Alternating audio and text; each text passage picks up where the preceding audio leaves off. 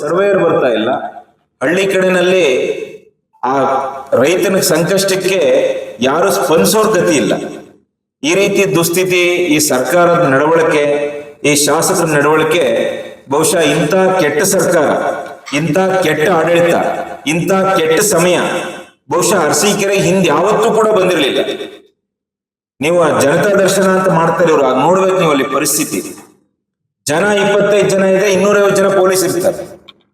ಯಾರಾದ್ರೂ ಒಬ್ಬ ರೈತ ಅಥವಾ ಯಾರಾದ್ರೂ ಒಬ್ಬ ಸಾರ್ವಜನಿಕ ನಾಗರಿಕ ಎದ್ದು ಪ್ರಶ್ನೆ ಮಾಡಿದ್ರೆ ತಕ್ಷಣ 4 ಜನ ಪಿಸಿಗಳು ನುಗ್ತಾರೆ. ನುಗ್ಗಿ ಅವನ್ನ ಬಲವಂತವಾಗಿ ಕೂರಿಸುವಂತ ಒಂದು ಕೆಟ್ಟ ಆಡಳಿತ. ಯಾಕಂದ್ರೆ ಇವ್ರ ಹುಡುಕಗಳು ಬಯಲಿಗೆ ಬರಬಾರ್ದು ಅಂತೇಳಿ ಈ ರೀತಿ ಜನಸ್ಪಂದನ ಕಾರ್ಯಕ್ರಮ ಏನ್ ಮಾಡ್ತಾರೆ ನಮ್ಮಲ್ಲಿ. ಇದು ಪೊಲೀಸರ ಸ್ಪಂದನೆ ಕಾರ್ಯಕ್ರಮ ಇದೆ. ಪೊಲೀಸ್ ಭಯದ ಸ್ಪಂದನೆ ಕಾರ್ಯಕ್ರಮ ಆಗಿ ನಮ್ಮಲ್ಲಿ ಜನಸ್ಪಂದನೆ ಬದಲಾಗಿದೆ. ಮತ್ತೆ ಬಹಳ ಮುಖ್ಯವಾಗಿ ಈಗಾಗಲೇ ನಾವು ಅರಸೀಕೆರೆನಲ್ಲೂ ಮತ್ತೆ ಬೇರೆ ಬೇರೆ ಕಡೆ ನಾವು ಈಗಾಗಲೇ ಒಂದು ಘೋಷಣೆಯನ್ನು ಕೂಡ ನಾವು ನಮ್ಮ ಕಾರ್ಯಕರ್ತರು, ನಮ್ಮ ಜನತೆ ಇಚ್ಛೆಯನ್ನು ವ್ಯಕ್ತಪಡಿಸಿದ್ದಾರೆ.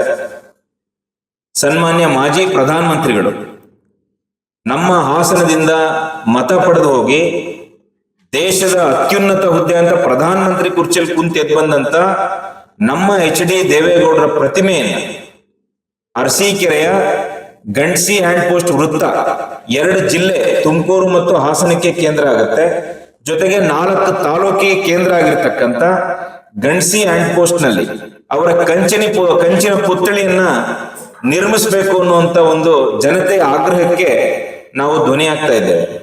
ಈಗಾಗಲೇ ನಾನು ಹಿಂದೆ ಶಾಸಕ ಶಿವಲಿಂಗಣ್ಣಗೂ ಕೂಡ ಮನವಿ ಮಾಡಿದ್ದೆ, ದಯಮಾಡಿ ನೀವು ಇವತ್ತು 4ನೇ ಬಾರಿ ಶಾಸಕರಾಗಿದ್ದೀರಿ, ನೀವು ಬೆಂಗಳೂರಿನಲ್ಲಿ ದೊಡ್ಡ ಬಂಗ್ಲೆ ಕಟ್ತಾ ಇದ್ದೀರಿ, ಇವತ್ತು ನಿಮ್ಮ ಮಕ್ಕಳೆಲ್ಲ ಒಳ್ಳೊಳ್ಳೆ ಉದ್ಯೋಗದಲ್ಲಿದ್ದಾರೆ, ನೀವು ಚೆನ್ನಾಗಿ ಬದುಕ್ತಾ ಇದ್ದೀರಿ ಅಂತಂದ್ರೆ ನಾನು ಅವ್ರ ಕಾಯಕದ ಬಗ್ಗೆ ಟೀಕೆ ಮಾಡೋದಕ್ಕೆ ಹೋಗೋದಿಲ್ಲ.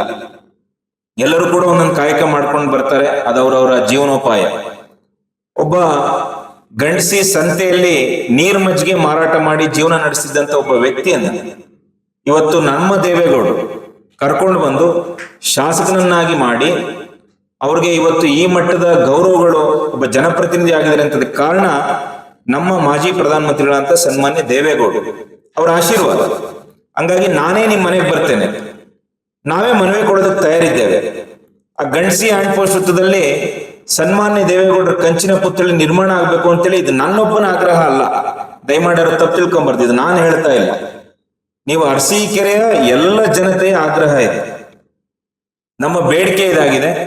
ಇದನ್ನೇನಾದ್ರೂ ತಾಲೂಕು ಆಡಳಿತ ಅಥವಾ ಜಿಲ್ಲಾಡಳಿತ ಗಮನ ಹರಿಸಿ ಇದಕ್ಕೆ ಸೂಕ್ತವಾಗಿ ಸ್ಪಂದಿಸದೇ ಇದ್ರೆ ನಾವು ಮನೆಗಳಿಗೆ ತೆರಳಿ ದೇಣಿಗೆ ಸಂಗ್ರಹ ಮಾಡುವ ಮುಖಾಂತರ ಸನ್ಮಾನ್ಯ ದೇವೇಗೌಡರ ಪುತ್ಥಳಿಯನ್ನ ನಾವು ಗಂಡ್ಸಿ ಹ್ಯಾಂಡ್ ಪೋಸ್ಟ್ ನಲ್ಲಿ ನಿರ್ಮಾಣ ಮಾಡೋದು ಸೂರ್ಯಚಂದ್ರಷ್ಟೇ ಸತ್ಯ ಅನ್ನೋ ಮಾತನ್ನ ಈ ಮೂಲಕ ನಾನು ಜನತೆಗೆ ತಿಳಿಸುವಂತ ಕೆಲಸವನ್ನ ಮಾಡ್ತಾ ಇದ್ದೇನೆ.